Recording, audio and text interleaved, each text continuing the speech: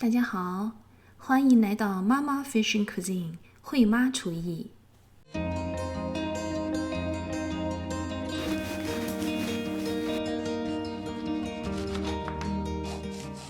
作为一个家庭主妇，相信很多人和我一样，希望提供给家人的每一口食物都尽可能地包含着丰富的营养。今天介绍的这款全麦坚果干果面包，是我依据自己对面包的各种需求不断改进完善的。除了全麦面粉，我还加入了亚麻籽、奇亚籽和其他很多健康的食材，把这款面包的营养和口感做到最佳。它早已成为我们家日常必备的面包。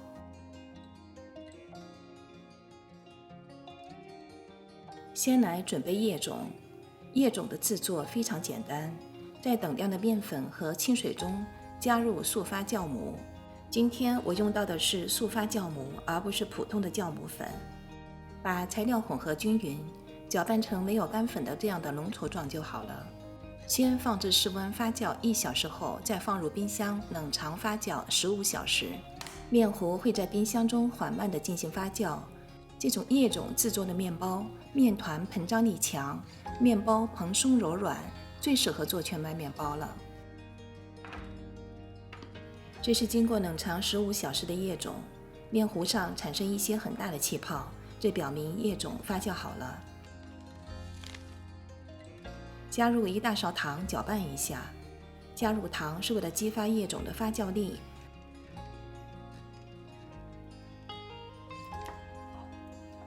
把容器放置在工作台上，让液种升至室温约30分钟，然后再去和全麦面粉一起发酵。在一个大的容器中加入全麦面粉，我用的是在BOKBOK买的有机全麦高筋面粉。我还加入了亚麻籽粉和奇亚籽。亚麻籽和奇亚籽都是对我们身体非常有益的超级食材。很多人可能会像我的家人一样，不会主动的去食用它们。但是如果像我这样把它们加入到面包里，因为奇亚籽没有什么特别的味道，亚麻籽甚至有一种坚果的香味，所以在食用面包的时候，我的家人也不会排斥它们。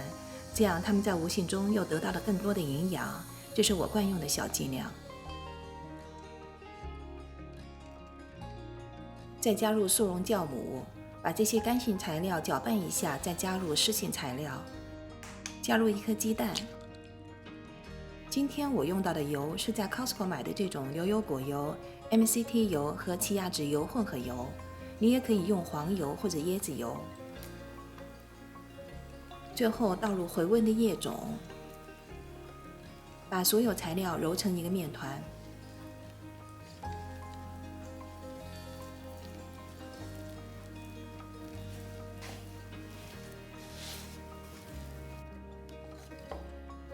面团揉好后，再加点盐。做面包的时候加一点盐，起到稳定面筋、增加面包的弹力的作用。同时，因为盐会抑制酵母的发酵功能，我先加速发酵母，最后再加盐。你也可以先加盐，把面团揉成形后，再把酵母揉进去。你看，揉好后的面团伸展性非常好。将面团盖上盖子，在室温里松弛30分钟。在这段时间里，我来准备一下坚果和干果。你可以选择你喜欢的任何坚果和干果。我现在用到的食材在 Costco 都有卖。坚果先烤熟会香一些，这是杏仁和山核桃，把它们放到预热好的烤箱350度烤8分钟。干果我选择了蔓越莓、葡萄干，这是红枣和无花果，把它们稍微切小一点。我选择了杏仁、山核桃、已经烤好的开心果、无花果、红枣、蔓越莓干、葡萄干，一共7种食材。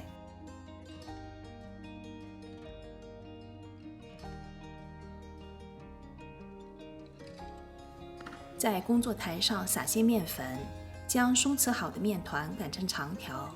面团应当很容易擀开，如果擀开有困难，表明面团松弛时间不够。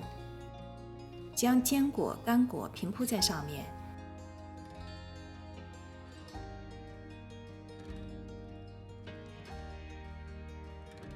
再用手掌将它们轻轻压一下，让它们和面皮连在一起。从一头开始卷面皮，边卷边将边缘往里收。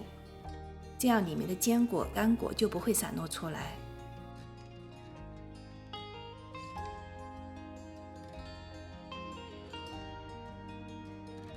在面包发酵篮里撒些面粉，将整理好的面团放入，光滑的一面朝下，再撒些面粉到面团表面。如果你没有这个专门的面团发酵篮，可以用一个深一线的容器代替。将面团盖好后，让面团发酵到2倍大。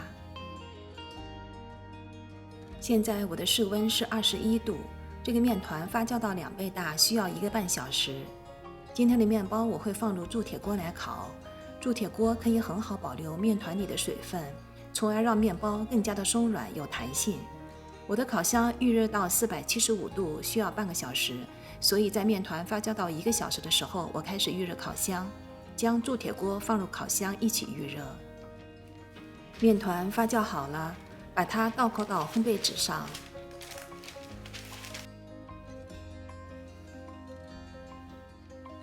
这个时候可以用刀片将面团表面划几刀装饰一下。我家里没有刀片，所以用了一个小刀取代。当然，你也可以跳过这一步。现在烤箱也预热好了，这个铸铁锅现在是相当的烫。直接拎起烘焙纸，将面团放入锅内，用烘焙纸托住面团，是为了保持面团形状，同时避免烫伤。如果你没有铸铁锅，也可以用普通的面包烤盆来烤。30分钟过后，我的面包烤好了，麦香扑鼻。先把面包放在架子上，稍微冷却一下，再切割。如果你喜欢吃面包，一定能体会到品尝这样一个新鲜的、温热的全麦坚果干果面包就是一种享受。这款面包虽然制作周期有点长，但在操作方面基本上没有什么难度。你看，在香脆的金黄外皮下，包含着全麦面粉、亚麻籽、奇亚籽的每一片面包，紧实又质地松软。各种坚果、干果都均匀地分布着，彰显着满满的营养和能量。每一口都充满了麦香、坚果香和果仁的甘甜。烤一个这样有质感、营养全面的面包给家人，是不是会特别的开心和满足？欢迎大家订阅我的 YouTube 频道 Mama Fishing Cuisine 慧妈厨艺，和我女儿 Jasmine 的 YouTube 频道 Jasmine Fishing Cuisine 慧厨艺。点开屏幕右下方的小铃铛，就可以及时收到我们上传的最新视频。我们用心做好每一个视频，分享给大家。如果你们喜欢我们的视频，请帮忙点赞和朋友分享，感谢大家的支持。